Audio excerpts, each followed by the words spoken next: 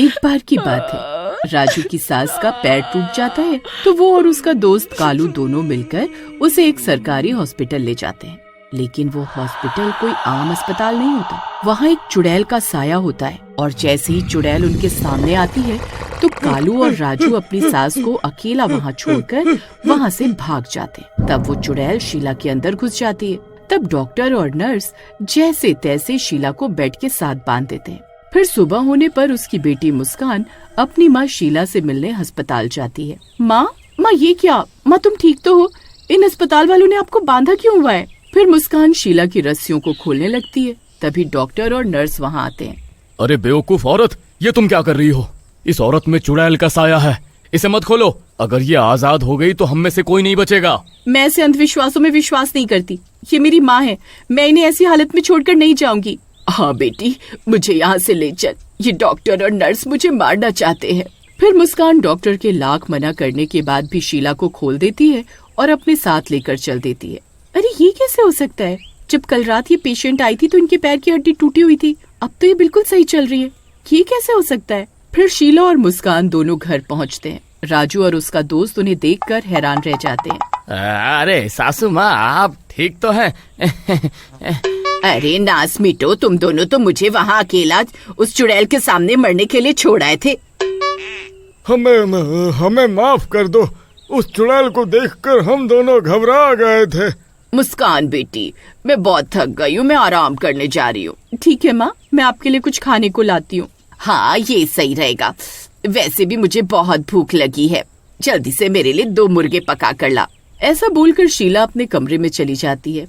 बड़ी अजीब बात है, माँ तो शुद्ध शाकाहारी हैं, तो फिर आज ये मुर्गा खाने की बात कैसे बोल सकती हैं? मुझे कुछ ठीक नहीं लग रहा मुस्कान। हम दोनों ने अपनी आँखों से अस्पताल में उस चुड़ैल को देखा था। वो माँ जी के बिल्कुल सामने खड़ी थी, फिर भी माँ जी बच कैसे गई? अजी आप भी कैसी बातें करते हैं? ये सब गांव वालों की अफवाहें, भूत चुड़ैल कुछ नहीं होते। अरे नहीं भाभी, राजू ठीक कह रहा है। हमने कल रात अपनी आँखों से उस चुड़ैल को देखा है। मुस्कान उनकी एक नहीं सुनती और किचन की ओर चली जाती है। फिर थोड़ी देर में शाम हो जाती है और वो डॉक्टर और नर्स राजू के घर के पास पहुंचकर खिड़की से ताक झांक करने लगते हैं। अरे डॉक्टर साहब, आप यहाँ? आप खिड़की से क्या झांक रहे हैं? घर के अंदर आइए। नहीं, मैं अंदर नहीं आने वाला। वो लड़की अपनी माँ को लेकर इसी एड्रेस पर आई है। अब रात भी होने वाली है और वो औरत जरूर अपने असली रूप में आने वाली होगी। तुम दोनों को उसे बांधना होगा, नहीं तो आज रात गांव में कोई नहीं बचेगा। अरे राजू भाई, डॉक्टर साहब सही कह रहे हैं। चलो अभी चलकर तुम्हारी सास को रस्सियों से बांध देते हैं। फिर वो दोनों दबे पांव धीरे धीरे शीला के कमरे में जाते हैं। शीला सो रही होती है। कालू भाई, यही सही मौका है। चलो तुम इसके पैर पकड़ो, मैं इसके हाथ बांधता हूँ। फिर वो दोनों शीला को बांधने लगते हैं। तभी उसकी नींद खुल जाती है। अरे नास बिटो, ये क्या कर रहे हो? छोड़ो मुझे, छोड़ो, मैंने कहा छोड़ो मुझे। तभी अपनी माँ के चिल्लाने की आवाज सुनकर मुस्कान वहाँ पहुँच जाती है। अरे मर गई रे! हे भगवान, आप दोनों मेरी माँ के साथ क्या कर रहे हो? हटिए वहाँ से, हटिए। मेरी माँ कोई पागल नहीं है जो आप उन्हें रस्सियों से बांध कर रखना चाहते हैं। अरे भाभी जी, समझने की कोशिश कीजिए। अरे रात होने वाली है, अगर हमने इन्हें नहीं बांधा तो अनर्थ हो जाएगा। मैं कुछ नहीं जानती, मैं ये नहीं होने दूंगी। मेरी माँ बिल्कुल ठीक है। आप दोनों अभी के अभी जाइए यहाँ से। कालू और राजू मुस्कान को बहुत समझाने की कोशिश करते हैं, लेकिन वो उनकी एक नहीं सुनती। चलो अब माँ को आराम करने दो, चलो निकलो सब यहाँ से। ऐसा बोलकर मुस्कान उन दोनों को उस कमरे से बाहर ले जाती है। राजू भाई, मैं भी अपने घर चलता हूँ। अगर कल सुबह तक तुम जिंदा रहे तो हम फिर मिलेंगे। ऐसा बोलकर कालू वहाँ से जाने लगता है। अरे कालू भाई, मुझे अकेला छोड़कर मत जाओ। अरे सिर्फ आज ही की रात मेरे घर रुक जाओ, कल सुबह चले जाना। फिर कालू राजू के कहने पर उसी के घर में रुक जाता है। फिर कुछ देर में वो तीनों सो जाते हैं। तभी रात के 3 बजते ही उसकी सास के कमरे से अजीब अजीब सी आवाजें आने लगी। किसी को जिंदा नहीं छोड़ूंगी, तुम सब मरोगे। डरावनी आवाजें सुनकर सबसे पहले कालू की नींद खुलती है। उसकी सिट्टी पिट्टी गुल हो जाती है। अरे राजू भाई, जल्दी उठो। अरे देखो, जिस बात का डर था वही हुआ। अरे जल्दी उठ भाई। तुम सब मरोगे। अरे मर गए रे। अरे अब क्या करें? अरे ये कमबख्त घोड़े बेचकर सो रही है। वो देख, तेरी माँ तो चुड़ैल बन गई। क्या हुआ जी? आप इतनी जोर जोर से क्यों चिल्ला रहे हो? क्या हुआ जी? किसी को जिंदा नहीं छोड़ूंगी। अरे भाभी जी, मैंने आपको पहले ही कहा था कि शीला आंटी पर चुड़ैल का साया है, लेकिन आपने हम दोनों की एक ना सुनी। अरे मर गए रे, ये आवाजें कौन निकाल रहा है जी? मुझे तो बहुत डर लग रहा है। तभी शीला जोर जोर से दरवाजा पीटने लगती है। खोलो दरवाजा, खोलो। अजी जल्दी कुछ करिए जी, अगर माँ दरवाजा तोड़कर बाहर आ गई तो हम सबकी शामत आ जाएगी जी। तभी शीला दरवाजा तोड़कर बाहर आ जाती है। अब वो एक खूंखार चुड़ैल बन चुकी थी। अरे मर गए रे। अरे मेरी सास तो सच में चुड़ैल बन गई। अरे अब क्या होगा? अरे मर गए रे। फिर वो तीनों घर से बाहर की तरफ भागते हैं।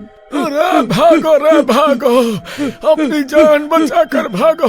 अरे गांव वालों, होशियार हो जाओ, अस्पताल वाली चुड़ैल अस्पताल से बाहर आ गई है। कोई भी अपने घर का दरवाजा मत खोलना।